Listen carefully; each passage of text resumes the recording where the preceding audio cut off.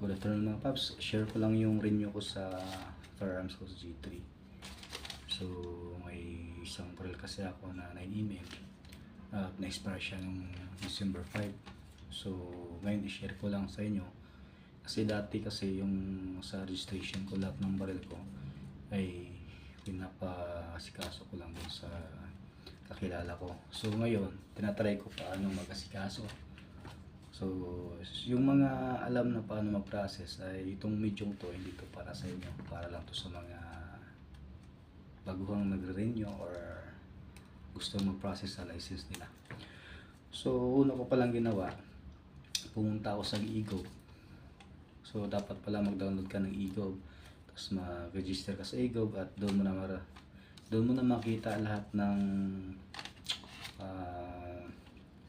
detalye ng license mo sa baril. So, in-update ko lang yung profile ko doon at pinalitan ko ng profile picture. So, pagkatapos doon, scroll down lang ako tapos nahanap ko yung renewal. So, doon sa renewal na yon, hanapin mo yung kung dalawang baril mo, sa akin dalawa kasi. So, type 1 ako.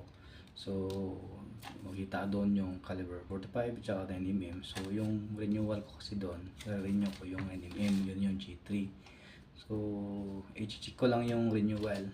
Tapos, mag-antay ka na lang na bibigyan ka ng schedule. At pag nabigyan ka na ng schedule nun, pupunta ka na ng Krami or sa MUA, kumuha ka ng firearm registration form. Tapos panotaryo mo siya, fill upan mo siya at i-download mo na siya agad ngayon sa account mo.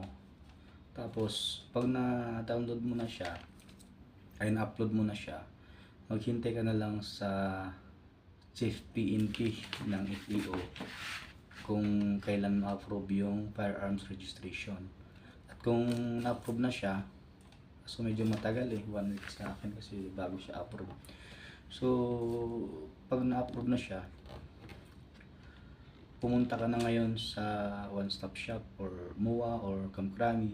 So pumunta ka ng land bank, kumuha ka ng form, or bago ka pumunta ng one stop shop, hanap ka muna ng land bank tapos mag-fill up ka ng payment form, payment slip. Yun na tawag nila on-call payment slip. Tapos ilagay mo doon yung kung na-approve ka na sa PNP FEO, ilagay mo yung may ano kasi doon may reference number. Yun yung ilagay mo doon sa on-call slip. Tapos mamili ka na doon kung ilang years yung renew mo, 5 years or 10 years. Sa akin kasi 5 years lang.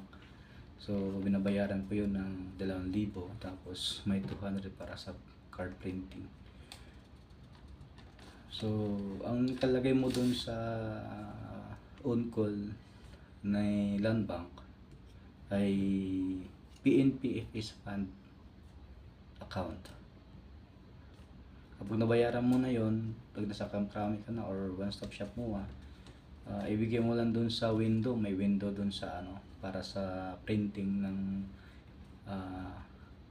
ID ng registration, firearms registration mo. So pagdating doon, sabihin naman sa'yo na waiting ka lang, mga 5 to 10 minutes lang, may bigay na agad sa'yo yung ID. So ito na siya, ito na yung ID makuha mo. So yun lang po, pag yun lang yung share ko sa mga hindi pa nakakala mag-renew ng firearms.